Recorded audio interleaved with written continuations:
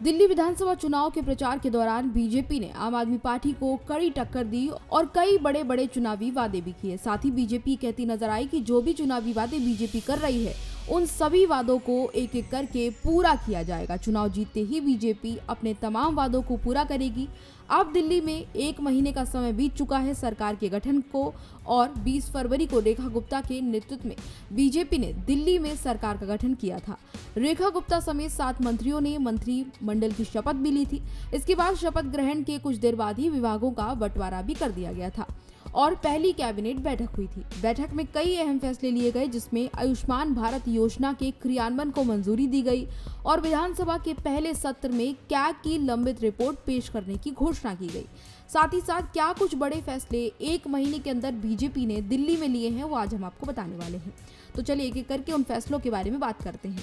बता दें कि पहली कैबिनेट बैठक में आयुष्मान भारत योजना के क्रियान्वयन को मंजूरी दी गई। साथ ही कैग की 14 लंबित रिपोर्ट विधानसभा के पहले सत्र में पेश करने का निर्णय लिया गया।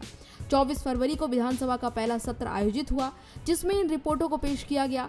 हालांकि इस सत्र के दौरान आम आदमी पार्टी ने सीएम कार्यालय से भगत सिंह और डॉक्टर अंबेडकर की तस्वीर हटाए जाने का विरोध भी किया, जिसके बाद आम आदमी पार्टी के 13 विधायकों को निलंबित कर दिया गया था। इन विधायकों ने सदन में विरोध किया, लेकिन बाद में उनकी वापसी हुई। बीजेपी ने कैग की रिपोर्ट पेश करते हुए दावा किया कि शराब घोटाले के कारण दिल्ली की सरकार को 2000 करोड़ रुपए से अधिक का नुकसान हुआ है। रिपोर्ट के अनुसार दिल्ली में स्वास्थ्य व्यवस्था खराब हो गई थी। अस्पतालों में सुविधाओं की कमी और ब्लैक लिस्टेड कंपनियों से दवाइयां सप्लाई की गई हैं। इसके साथ ही कैग रिपोर्ट में यह भी आरोप लगाया गया कि आम आदमी पार्टी ने पिछले 11 सालों में केवल 3 अस्पतालों का निर्माण किया है, जबकि मोहल्ला क्लिनिक में भी अनियमितताएं बताई गई हैं। 20 फरवरी को मंत्री पद की शपथ लेने के बाद बीजेपी नेताओं ने यमुना की सफाई की, तो ये एक बड़ा मुद्दा हमेशा से चुनावी मुद्दा बना रहा है। चुनाव के दौरान इस मुद्दे को लेकर काफी चर्चाएं हुई हैं। हालांकि 20 फरवरी को इसी मुद्दे को लेकर बीजेपी सामने आई और बीजेपी ने अपनी सरकार के गठन के बाद यमुना नदी में सफाई की।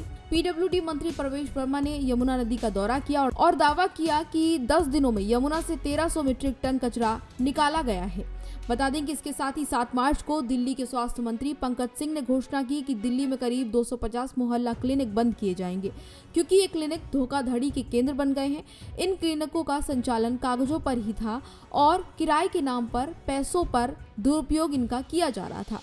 इसके साथ ही दिल्ली की सीएम रेखा गुप्ता ने जीटीबी अस्पताल का औचक निरीक्षण किया और दावा किया कि अस्पताल के गोदाम में कई तरह की चीजें मिली हैं जो कि कोविड काल के दौरान की हैं। इसमें कई सारे वेंटिलेटर्स, पीपीटी किट पाई गई हैं जो उपयोग नहीं किए गए थे और वे अव्यवस्थित हो गए थे। बीजेपी ने आरोप लगाया कि अगर इन उपकरणों का सही तरीके से इस्तेमाल किया गया होता तो जनता को इतनी ज्यादा परेशानी नहीं होती, तो जनता पीएम मोदी को दुआ देती। साथ ही साथ दिल्ली का बजट मार्च के आखिरी सप्ताह में पेश किया जाएगा। सीएम रेखा गुप्ता ने कहा है कि बजट को तैयार करने से पहले उन्होंने दिल्ली के सभी हितधारकों से बातचीत की है, जिसमें महिलाएं, युवा, झुग्गी झोपड़ी के निवासी और पेशेवर शामिल हैं। महिला संगठनों की प्रतिनिधियों से चर्चा के दौरान उन्होंने महिलाओं के लिए 2500 रुपए प्रति माह देने की योजना पर भी विचार किया है। साथ ही साथ दिल्ली के यमुना खादर इलाके में अवैध रूप से बनी झुग्गियों को हटाने के लिए कार्रवाई की गई। ये कदम एनजीटी के आदेश पर उठाया गया है। डीडीए ने कदम उठाया। इसके साथ ही दिल्ली की सड़कों के गड्ढे को भरने के लिए पीडब्ल्यूडी ने अधिकारियों को एक डेडलाइन भी दे दी है। इसके अनुसार 30 अप्रैल तक 7000 गड्ढों को भरने का काम पूरा किया जाएगा। इसके साथ ही दिल्ली सरकार ने 31 मार्च के बाद से 15 साल पुरानी पेट्रोल डीजल वाहनों को पेट्रोल डीजल नहीं देने का फैसला भी किया है। इसके लिए पेट्रोल पंप पर नए उपकरण लगाए जाएंगे जो इन वाहनों की पहचान करेंगे। साथ ही साथ विपक्ष ने महिला समृद्धि योजना को लागू न करने पर सरकार को घेरा है। आप नेता आतिशी ने 7 मार्च को दिल्ली की सीएम रेखा गुप्ता को एक पत्र लिखा, जिसमें उन्होंने उम्मीद जताई कि 8 मार्च यानी कि आज महिला दिवस के मौके पर दिल्ली की महिलाओं के खातों में 2500 रुपए पहुंच जाएंगे, जैसा कि पीएम मोदी ने वादा किया था। तो ये तमाम बड़े अपडेट्स दिल्ली बीजेपी के 1 महीने के काम को लेकर थे, जो हमने आपको शेयर किए हैं।